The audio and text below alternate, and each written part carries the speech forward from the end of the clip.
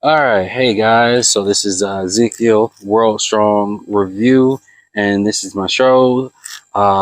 Cinema Files Infinite Unconscious. This is where I basically go over like a post show on TV shows. The TV show that I am doing today is Sandman. Just give a brief run through what I liked, what I'm anticipating. Hopefully, Netflix gets a season two. We'll talk about that at the end, and we're gonna get right into it. I'm currently outside walking. I decided to just walk, stretch my legs. It helps me think, get my brain moving and going. So, Sandman. The actors in Sandman. This is just to name a few. Is Tom.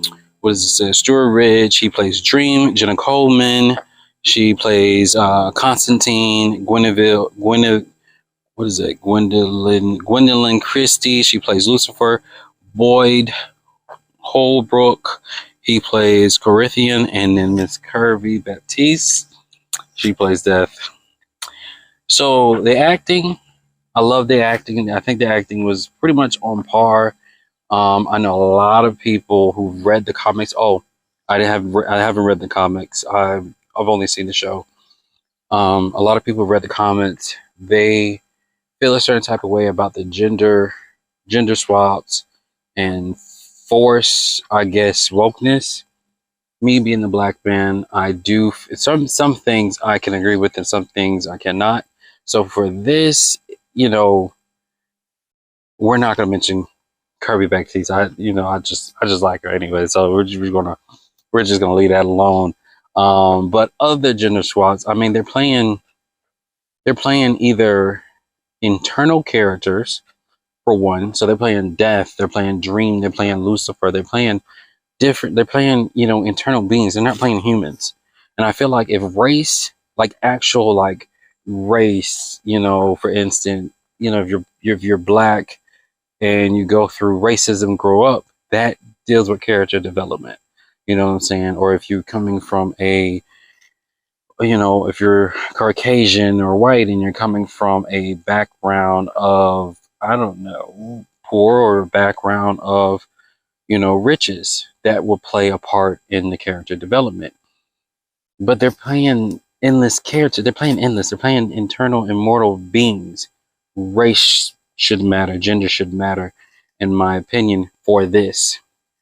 Now, certain things like the Black Panther situation, or when Michael B. Jordan played Human Torch, I would rather them just create other characters, original characters, rather than replace characters. And that's just my standpoint for the comics that I've seen. We got multi-universes out here. Why don't we just create different characters in the multi-universe? I don't understand. We don't really need to. I would rather them just create original characters that are black, or that is a woman, rather than replace. So what they did with Jenna Coleman's character, and Neil Gaiman went onto Twitter to basically say, hey, it's easier to just do, what's her name is Jordan. It's not Jordan, but I forgot her name. But the female Constantine, because it's a character that he developed for the comics. Instead of just having John Constantine from DC Universe, he's just like, hey, I'm gonna just use this original character. It saves us money. We can be a little bit more flexible. That makes sense. Most people took the explanation and was like, oh, okay, we can deal with that. And then Sandman, from what I can research and see, is heavily, heavily dealing with the DC Universe. So, let's get back into it. Tom as Dream did a very good job. From what I can see, I've never seen him in anything. I think the standout in this series, in my opinion, was Boyd Holbrook as Corinthian. He did an amazing job. I've seen him in Narcos. I've seen him in The Shadow of the Moon. And I also seen him in Logan. So I was very surprised to see how charismatic he was in this. And I was like, oh, okay. I like him in this. He's doing a very good job.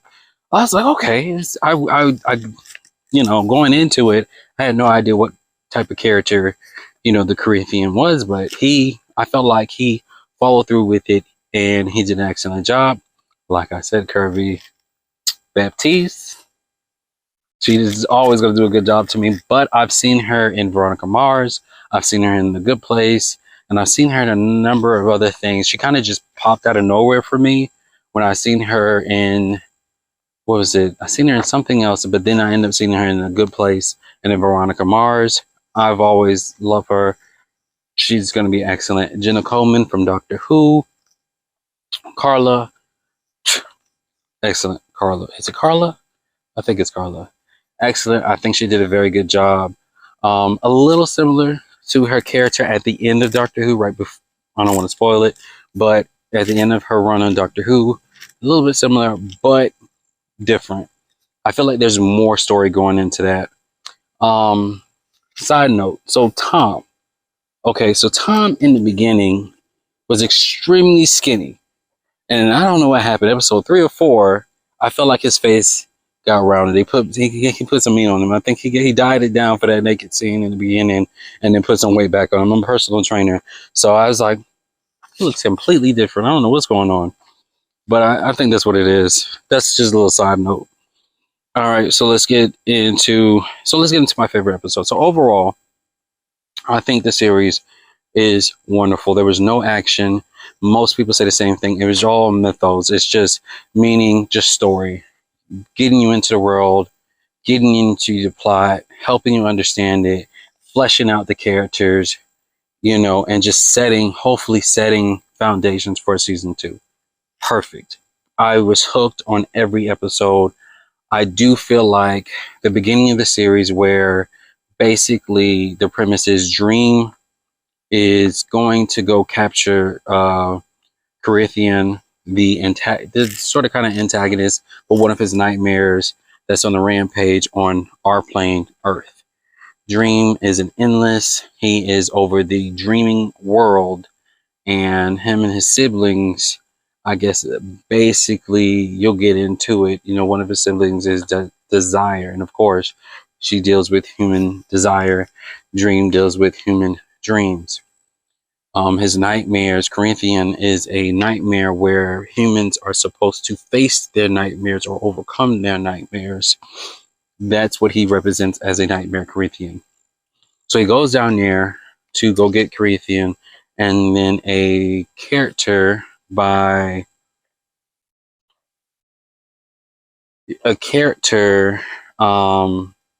forgot his name, but Broderick, let's just say a human, is trying to call Death, his sister, Dream's sister, but ends up capturing Dream when Dream is down on Earth trying to capture Corinthian.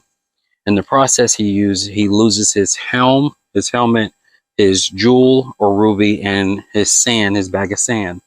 All of this, which grants him power when he comes to Earth, or anywhere for the most part.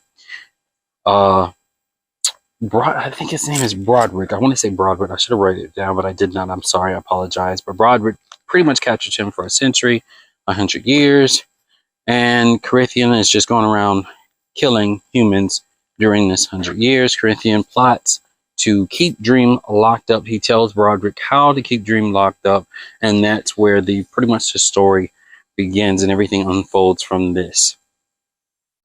So the first part, pretty much Dream eventually is released, and he spends this first half of the series just finding his helm, his sand, and his ruby, trying to get his powers back. And then while he was gone, his world, the dreaming, crumbles without him being there maintaining. So you pretty much, go through the series of him just finding all his stuff and putting the dream back together, and then putting his lost nightmares, 3 nightmares that are now on, planet, on our world, not running rampage like Corinthian, but just doing what they want on Earth, and he has to go back and capture them. So the first half was probably the better half for me. I really enjoyed the first half, particularly episode 5. I believe it's called 24, where you don't see Dream until the end.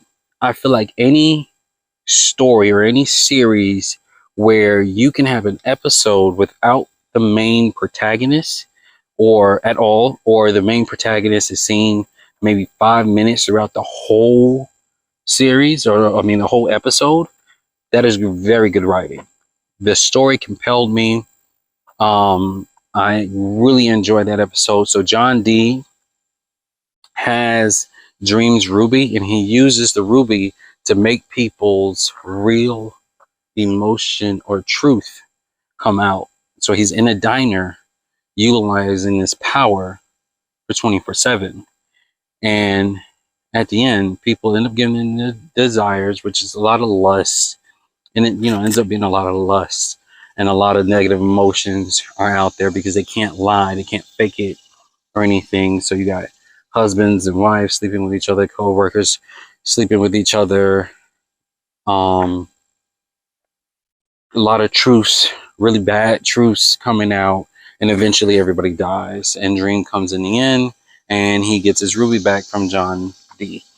I thought that was an amazing episode. I really enjoyed that episode and the writing on it. So writing credits go to, of course, Neil Gaiman, but David S. Govler. David S. Govler worked on The Dark Knight. I want to say he worked on Suicide Squads, and I want to say the Dark Knight trilogies, Suicide Squad. We've seen him play, I think he did Blade as well, the original Blade series as well, if I'm not mistaken. He was the one who brought that to theaters with Wesley Snipes. So he's been in the game for a very long time. And then, do I have the third person? I do not have a third person, but there was also somebody else. And their writing credit was also pretty good, pretty amazing. So the writing overall in this series is amazing. Everybody talks about episode 6, and I liked episode 6 because Miss Kirby Baptiste was in it. That was it. But you pretty much see Dream humanized. He goes to death, his older, kinder sister, and he's just basically, hey, I don't know how I feel about the situation. You guys know I was locked up for this time, and none of you lift a hand. And she's like, I didn't. And she's basically like, you take yourself too seriously. You need to get out here and mingle with the humans. And it goes into the past where he has this he basically grants either death or him. I got to go back and look at it. Grants a character named Hob eternal life. And the bet is like humans will always want to die eventually, and Hob never wants to die. So they started back in the 13th or 14th or 15th century. It's 1400 something, all the way into the current time, and Hob still doesn't want to die. Hob has gone through lots of different things, and Hob doesn't want to die. We don't really go too much into their relationship in the present, but we do follow their relationship every 100 years from the 1400s all the way up to, I want to say, the 1900s. Because he was locked up for that century, they missed the 1900, and it turns out that in the 1800s, they end up having a fight. Hobbs makes a mistake telling Dream, you just want a friend. Dream's like, no, you lonely human. I don't want a friend. Don't insult me. He gets captured for 100 years. And then Death is like, if he's there waiting for you in the same spot that you meet, in the same restaurant or diner that you meet every 100 years, then there you go. Hobbs is there at the end. Dream did want a friend. Hobbs feels much better about himself. I mean, you basically see it is now a friendship. So from 1400 to 1800, they were just meeting, and that was it. So Dream, basically, he becomes humanized in this episode. The episode was all right. I'm sorry, the episode was all right. I just like Jean Baptiste in it. I was cool. I mean, Jean Kirby Baptiste, and that was it. Let's get into. Let me see. I don't think there's any need to read the comics. So if you haven't seen Sandman, I highly recommend you watch it. Just know there's no action in it. I'm going to say it again. There's no action in it. A lot of people nowadays just can't watch stuff just to watch stuff. But I get it. If the story isn't compelling, if the premise isn't compelling, I get bored too. But I also like murder mysteries. I really love suspense and thrillers and murder mysteries. So I highly recommend you watch it. They did just release a bonus episode. It's one episode, an hour and 7 minutes long, 2-part. I have yet to see that. I've yet to see that episode yet. The final act. Okay, so the final act basically deals with this. Sorry about that. Deals with this dream vortex named Rose Parker. We get a glimpse of Rose Parker in episode 5 to 24 when she's talking to one of the individuals in the diner on the phone.